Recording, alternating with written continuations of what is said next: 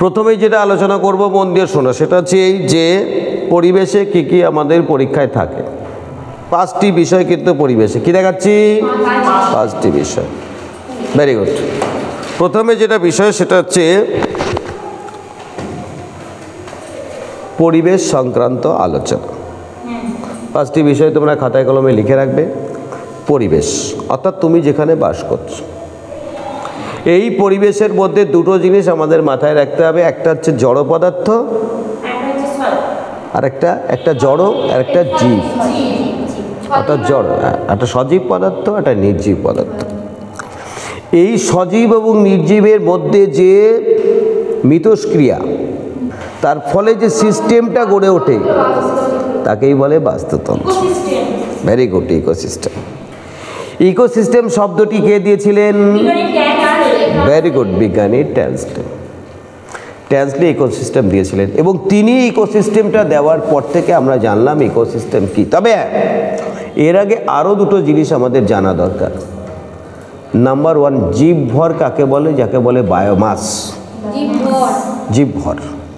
আর একটা হচ্ছে বায়োস্ফিয়ার, অর্থাৎ জীবমণ্ডল।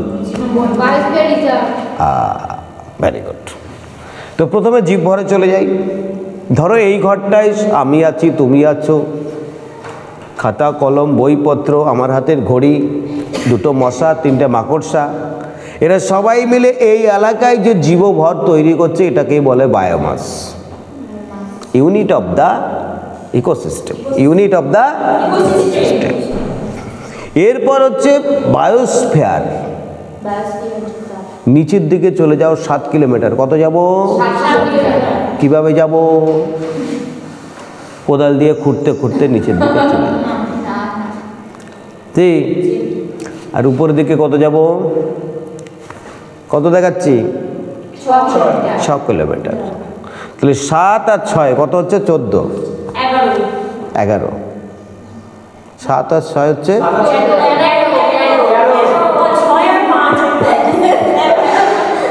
কি বলছো? একটু কেটে দেবো বলছো ভিডিও করে? সবাই জানুক আমাদের স্টুডেন্ট কত এক্সপার্ট।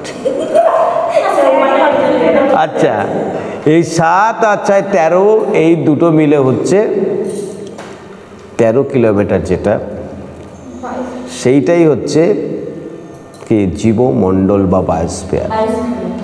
ওই স্যার আপনি বলছেন 7 কিলোমিটার নিচের দিকে, উপরের দিকে 6 কিলোমিটার, তো যারা এভারেস্টের মাথায় যাচ্ছে তারা তো 8 কিলোমিটার, কারণ ওখানে প্রায় 8848, এখন 8850। তাহলে সেখানেও তো জীব থাকছে, তাহলে ওরা কেন ইনক্লুড হবে না? বলছে না, এই দূরত্বের মধ্যে সমস্ত জীবমণ্ডল স্বাভাবিকভাবে বাস করতে পারে। उससे आगे और पीछे जीने के लिए कुछ सहारा का जरूरत पड़ता है। তুমি যদি কে এভারেস্ট জয় করতে চাও হাত তোলো, ব্যাস একজন, বাকি সব এভারেস্টে জয় করার ইচ্ছা নেই। ও চাইছে বাহ, এখন তো সবাই এভারেস্টে যাচ্ছে, আমারও একটা ইচ্ছা এভারেস্টে যাবো। দেখেছো কত অনুপ্রেরণা দিচ্ছে, যাতে মরে পড়ি, ঠিক আছে, পড়াশুনো না করতে হয় নাকি। আচ্ছা, যে কথা বলছিলাম, বলছে ওখানে যারা থাকতে হয় তাদের অবশ্যই অক্সিজেন সিলিন্ডার নিয়ে যেতে হয়। তাহলে এই যে 13 কিলোমিটার বেগী জায়গা, এটাকে আমরা বলি বায়োস্ফিয়ার। ইয়েস। তাহলে আমরা দেখলাম কোনো জায়গায় জীবমণ্ডল, সে পাইলে জীবভর, এইটা দিয়ে শুরু হচ্ছে পরিবেশ সংক্রান্ত গেল। এইবার চলে আসো জীবের গঠনাবলী সম্বন্ধে। দেখো, জীব গঠনাবলী বলতে শুধু একটা জীবকেই তোমার মাথায় রাখতে হবে। কোন জীবটা? এই জীব, আলজীব? কোন জীবটা? বাড়িতে যাবে, গিয়ে ড্রেসিং টেবিলের সামনে দাঁড়াবে, একটা জীব দেখতে পাবে, জীব বের না করে, এটাকেই বলছে জীব। অর্থাৎ মানুষ সম্বন্ধে, মানুষের বডি একটা সম্বন্ধে ভালো করে জানতে হবে। একটা কোশ্চেন বলি, বলো তো মানুষের ক্রোমোজোম সংখ্যা কত? 46। Very good. ও বললো 46 এবি ঠিক, তুমি বললে 23 জোড়া এবি ঠিক। ভেরি গুড, দেখেছ মেয়েটা খুবই ব্রেনি। তাহলে 23 জোড়া বা 46, সমাজ মে না। এইবার এরপরে মানুষের খাদ্য সংক্রান্ত। আচ্ছা, তোমরা সকালে কি খেয়ে এসছো? আমি তোমাদের কি বলেছিলাম? হ্যাঁ, ভেরি গুড। মানে এমন হতে পারে যে আমি মহাপ্রভুর রূপ ধারণ করছি, তা না। কি এখানে 3টে: শর্করা, প্রোটিন, ফ্যাট, ভিটামিন, জল, খনিজ লবণ। এই যে যত রকম খাদ্য, বলে স্যার সকালবেলা আমি তো 2টো ডিম খেয়েছি, 1 কেজি দুধ খেয়েছি, আর 22খানা খাসির মাংস, আর 27 রসগোল্লা। তো এত কিছু যা কিছুই খাও না কেন, গিয়ে কিন্তু ওই মহাপ্রভুর মধ্যেই থাকবে। ডান হাতে আমি কেন শর্করা, প্রোটিন, ফ্যাট বলছি? এ তো মতলব হোনা চাই না। বলছে ডান হাতে যে শর্করা, প্রোটিন, ফ্যাট থাকে, এর থেকে প্রচুর কোশ্চেন প্রাইমারিতে থাকে। এই 3টেই আমাদের হজম করতে হয়। আর এই 3টা হজম করতে হয় না। জল হজম করো, ডক ডক ডক করে খাই, ব্যাস খেল খতম। লবণ হজম করতে হয় না, জিতনা চাইয়ে ইতনা লে লো। ভিটামিন বাজার থেকে কিনে এলাম, টক করে খেলাম, আবার হজম করা কি? সুতরাং এই 3টেই হজম করতে হয় না। কিন্তু আমাদের গেল তাহলে 1 নম্বর পরিবেশ, 2 নম্বর মানুষ, মানুষের গঠন, 3 নম্বর মানুষের খাদ্য, 4 নম্বরে চলে যাব মানুষের রোগ। তোমাদের কি কি রোগ আছে? তোমাদের সবচেয়ে যেটা বড় রোগ হচ্ছে সেটা হচ্ছে পড়াশোনা শুরু করলেই ঘুম পায় না। বাবা, যত রকম যখনই খাওয়া দাওয়া করে তখনই ঘুম পায়। যাতে বেশ শোনো, এই রোগগুলোর কারণ আমি বলেছি। রোগের অনেকগুলো কারণ আছে, সেগুলো সম্বন্ধে প্রাইমারিতে থাকবে। কটা পয়েন্ট হলো? 4টে। এবার লাস্ট পয়েন্ট, সেটা হচ্ছে জিওগ্রাফি, অর্থাৎ ইকোজিও। इसका मतलब ইকোজিও, বায়োডাইভার্সিটি, বনভূমি, হটস্পট, বিভিন্ন রকমের বনভূমি, বিভিন্ন রকম প্রাকৃতিক ঘটনা, এই এল নিনো কি, এই সব ব্যাপারটা কিন্তু আমাদের পরীক্ষায় থাকবে। সাধারণত বনভূমি একটা দেশের সাপেক্ষে কত পার্সেন্ট হোনা চাইয়ে? Very good, 33%, 1/3। অর্থাৎ যে কোনো দেশের মোট যে জায়গা আছে তার মধ্যে 33% বনভূমি হোনা চাহিয়ে। বুঝেছ? এই বনভূমিকে বিভিন্ন ভাগে ভাগ করি। আমি তোমাদের এই একটা ছড়াও দিয়েছি। ইউ এশিয়াতে সাইবাবাতে ত্যাগো, আমাজনে সেলভেস, ভুলটি আফ্রিকা গো, আমেরিকার প্রেরণা, অস্ট্রেলিয়ার ডন, নিরক্ষর সবই নেওয়ায় তারই সেবায় মন। কি বুঝলে? স্টে ইউ এশিয়াতে মানে স্টে ইউ এশিয়াতে, স্টেপি অঞ্চল ইউরোপ এবং এশিয়ায়। সাইবাবাতে ত্যাগো মানে সাই বাবা কি গিয়ে সব দিয়ে আসবে না, সাইবেরিয়ায় তৈগা অঞ্চল। ভেরি গুড, ভ্যাক আমার জানে, ভেরি গুড। তাহলে স্টে এশিয়াতে সাইবাবাতে ত্যাগো, আমাজনে সেলভেস মানে কি? আমাজনে ভালো বিক্রি বাটা হয়? সেলভা বনভূমি আমাজনে। ভুলটি আফ্রিকা গো, আফ্রিকায় হচ্ছে ভেল্ট তৃণভূমি। এই ছড়াটা মুখস্থ হোনা বহুত চলে।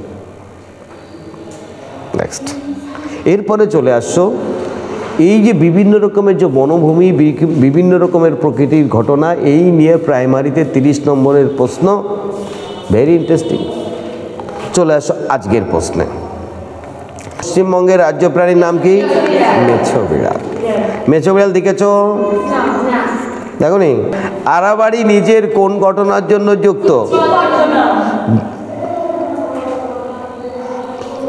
রেকর্ডিং হচ্ছে কিন্তু, রেকর্ডিং হচ্ছে কিন্তু। যৌথ বন রক্ষা ব্যবস্থা। নেক্সট, নিষ্ক্রিয় ধূমপানের ফলে নিচের কোন রোগটি হয়? সিওপিডি। পুরো নাম? বাহ, ফুসফুসীয় ব্যারাম। সিগারেট খায়নি, তার সবচেয়ে বেশি থ্রোট ক্যান্সার হয়েছে। কেন? জীবনে কোনোদিন বিড়ি সিগারেট খায়নি, না থ্রোট ক্যান্সার। লেকিন কিউ? Very good. মেয়েটার ব্রেন আস্তে আস্তে বেড়ে যাচ্ছে, দিন দিন বেড়ে যাচ্ছে। কোন ভেষজ নির্যাস কীটনাশক রূপে ব্যবহার করা হয়? ভেরি গুড, একদম রোটেনাল। ভারতবর্ষের কোন শহরে ভূতাপীয় শক্তির ব্যবহার সর্বপ্রথম? গুজরাট। কোন দেশটি জৈব বৈচিত্র্যে সমৃদ্ধ? ভারতবর্ষ। সহজে উদ্ভিদের পুষ্টি যোগায় জৈব সার। পৃথিবীব্যাপী ফসল বাঁচাও, এই সব একদম সবুজ বিপ্লব। দূষণমুক্ত শক্তি হলো, এই দেখো, বায়ু হচ্ছে, চাকা ঘুরবে, কোনো কিছু পড়া নেই, ঝামেলা নেই।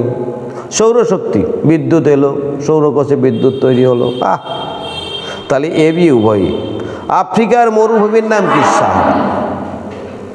সাহারা মরুভূমি বড় ইচ্ছা একবার যাব, কিন্তু যাব কীভাবে? মিশরে যেতে হবে, মিশর থেকে সোজা যেতে হবে। দেখি, সারাদিন পড়াতে পড়াতেই লাইফ চলে গেল।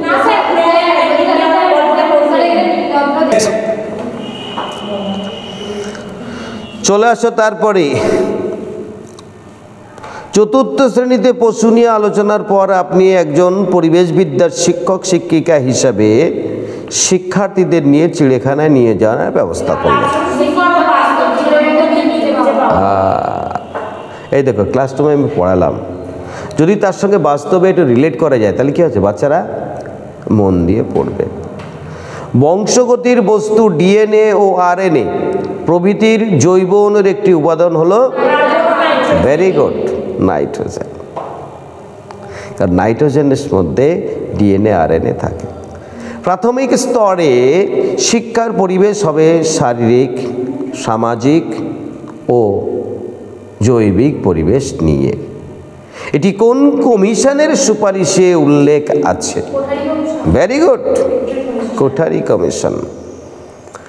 সজীব বায়োটিক পরিবেশের মধ্যে রয়েছে সবকটি। একটা খাদকের উদাহরণ দাও।